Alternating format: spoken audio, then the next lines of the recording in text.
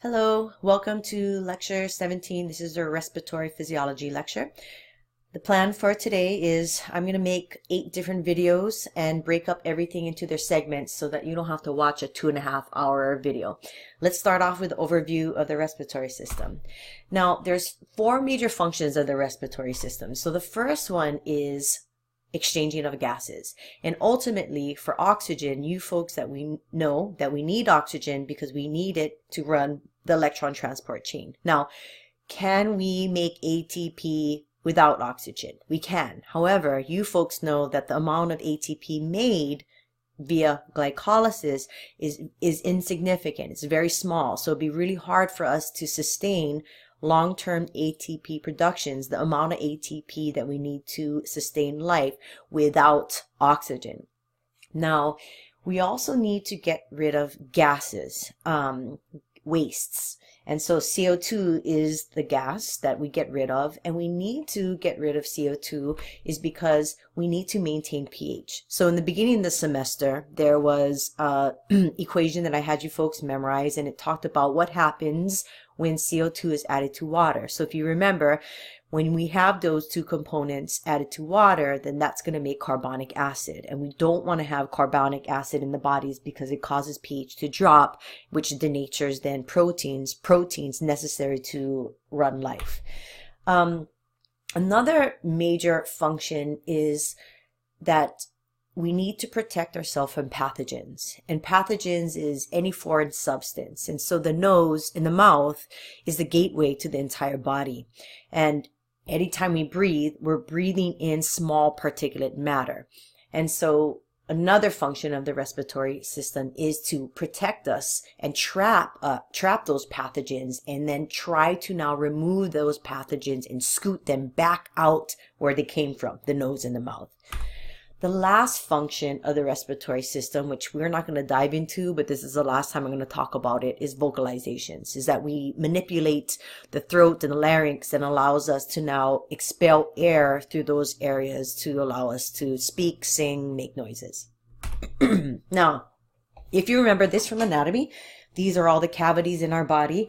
And in order for us to breathe, we need to manipulate the size of the thoracic cavity. And we do so via different muscles. Diaphragm is one of those muscles. If you look at the respiratory system as a whole, we're starting off with a lot of cavities, which then end up in tubes, which now then end up in a sac. And so we start off with a nasal cavity, and the nasal cavity is responsible for filtering and warming and moistening air. In order for us to take up oxygen, we have to have humidification of that air.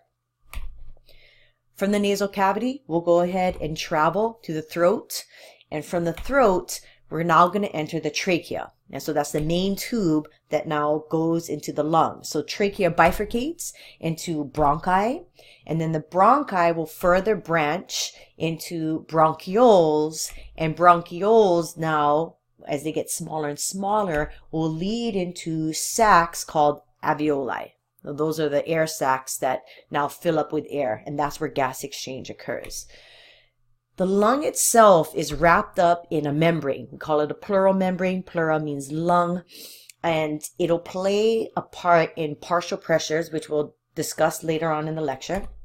And ultimately, I told you that in order for us to breathe, we need to change the size of the thoracic cavity. So I had mentioned diaphragm earlier, but another muscle groups that we use to increase or decrease the size of the thoracic cavity is the intercostal muscles that are named for their positioning that are in between ribs.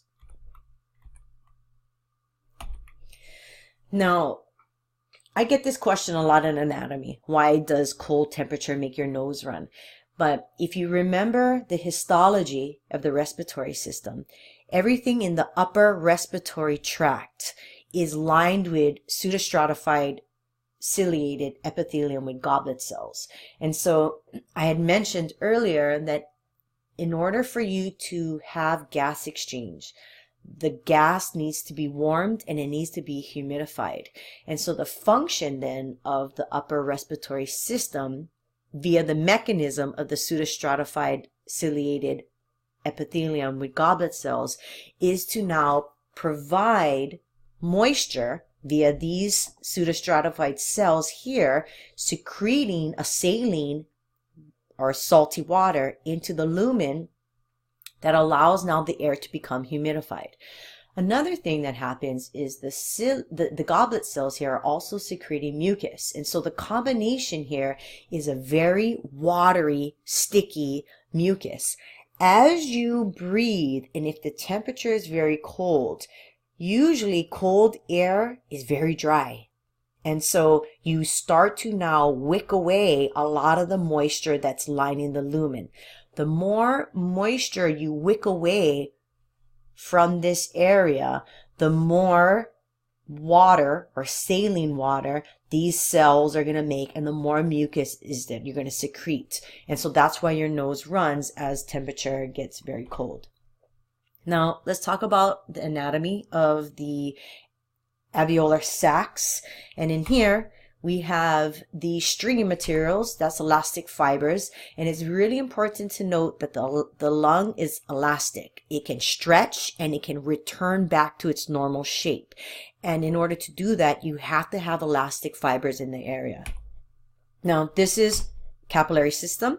In order for us to have gas exchange, we need to have cells, capillary cells, and we also need to have these cells. These are type 1 alveolar cells, and this is where gas exchange occurs. So here, if this is the sac, if you could envision a balloon, air filling the balloon here, oxygen is going to cross over into the type 1 alveolar cell, and from the type 1 alveolar cell, it's going to cross through the capillary endothelial cell into the lumen of the capillary. And that's how I now accomplish gas exchange. Now, if I want get rid of carbon dioxide, the opposite will occur. I have carbon dioxide that's in my capillary. It's going to cross through the capillary endothelial cell, cross through the type 1 alveolar cell, get into the alveolar sac, and then it can be expelled or breathed out. Now, there's another cell type that's important that we're going to talk about today. This is a type 2 alveolar cell. This cell makes surfactant, and surfactant is a detergent-like material that allows now this entire sac to be lined so it doesn't stick together. Now let's talk about bulk flow. Bulk flow is a huge movement of small molecules.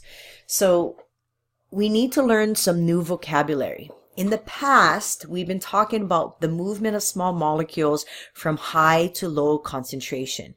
When we talk about air, the same idea is in place. However, instead of concentration, we have to replace that word with pressure. Okay, so here for air moves from high to low pressure.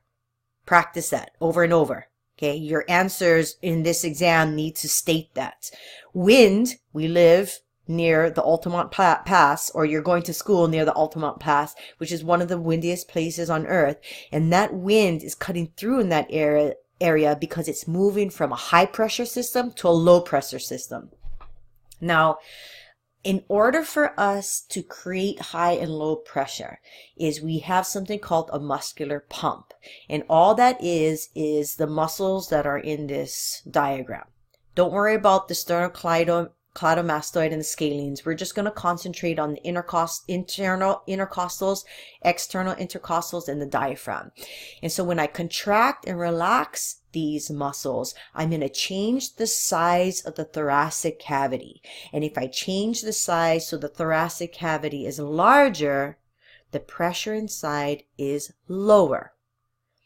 If I now change the size of the thoracic cavity so the thoracic cavity is smaller, the pressure in there is higher.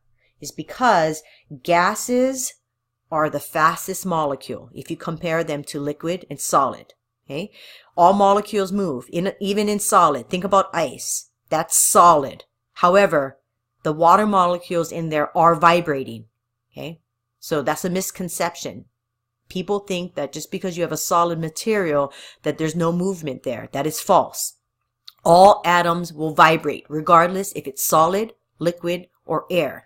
But in air, As a gas, you vibrate and move the fastest. So if the container is larger, there's more space for the molecules now to move. Pressure is a definition of gases banging onto the sides of the wall. So the larger the container, the lower the pressure. Now, there's something called resistance to flow. So this is going to be a continuation of this term resistance, similar to blood vessels.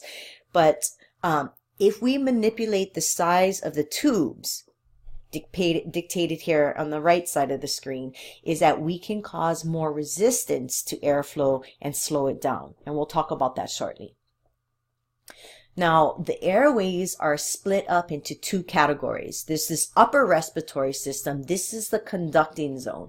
The job of the conducting zone is to filter the air, warm the air, humidify it, and also trap foreign particles. So in this portion of the respiratory system, it is lined with a pseudostratified ciliated epithelium with goblet cells.